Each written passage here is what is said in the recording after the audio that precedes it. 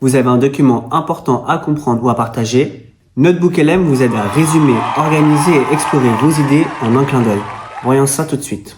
Salut, moi c'est Eben, bienvenue sur la chaîne EBDI. Donc je suis passionné par les nouvelles technologies et si ce n'est pas déjà fait, n'hésite pas à t'abonner à notre chaîne car ça nous aide énormément pour le référencement. D'ailleurs, vous pouvez trouver en description notre e-book qui contient les 10 applications les plus pertinentes en lien avec l'IA pour l'année 2024. Sans plus attendre, passons à la suite de la vidéo. Donc nous voici sur NotebookLM qui a été développé par Google. Et l'idée c'est d'avoir un assistant de recherche IA personnalisé en lien avec nos sources et on va alimenter NotebookLM via diverses sources, que ce soit des PDF, un lien URL, des vidéos YouTube ou bien des Google Docs ou des présentations via Google Slides.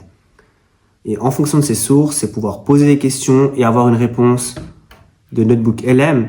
Et ce qui est assez puissant aussi avec cette nouvelle fonctionnalité, c'est de pouvoir créer un podcast avec nos sources. Donc, on va faire un premier cas d'usage ensemble. Donc, nous voici sur le menu de NotebookLM.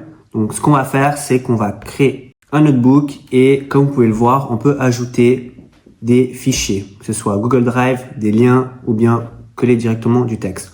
Donc, nous, ce qu'on a fait déjà en amont, c'est qu'on a préparé plusieurs fichiers PDF sur une thématique. Et donc là, on va ajouter ces différents fichiers. Donc là, on a ajouté 16 documents qui sont en lien avec la gouvernance des données. Donc, on va renommer notre notebook en gouvernance des données.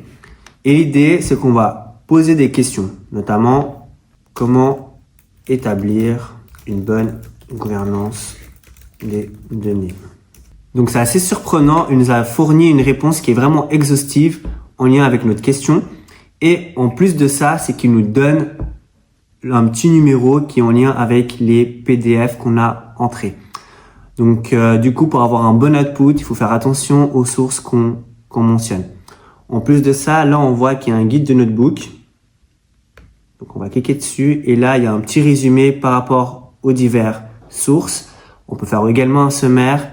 Et maintenant, on va voir dans un deuxième cas comment établir un podcast. Donc, dans ce deuxième cas d'usage, là, on a entré sur Notebook notre premier podcast avec Vincent Bertin qui parlait sur la Generative AI. Là, on voit que il y a déjà un résumé, on peut établir un sommaire et ce qu'on va faire, c'est qu'on va charger la conversation pour qu'il y ait une critique par rapport à notre podcast.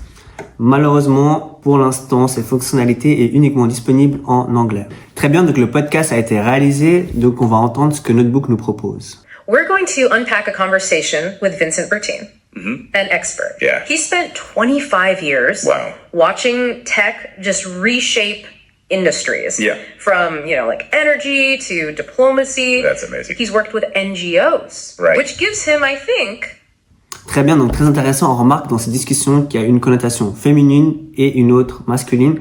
Et l'intro a été super bien fait. Donc c'est assez bluffant. Elle a bien résumé un peu le parcours de Vincent Bertin avec ses 25 ans d'expérience et les diverses industries auxquelles il a pu travailler. Donc on a pu constater qu'on a pu poser des questions et avoir des réponses à travers différents fichiers, mais aussi créer un podcast à travers une vidéo YouTube.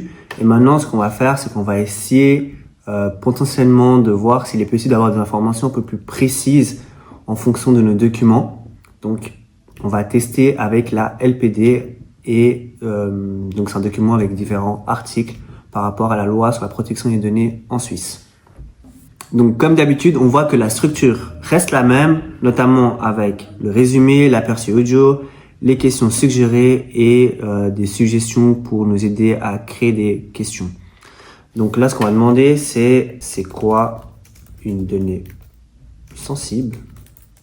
Donc là, on a la définition d'une donnée sensible par rapport à la LPD et on va aller un peu plus loin, on va demander quel est l'article.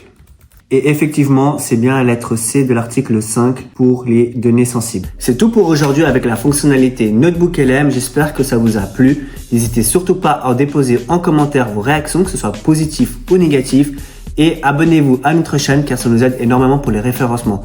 En plus de ça, en description, il y a notre e-book qui est offert pour vous.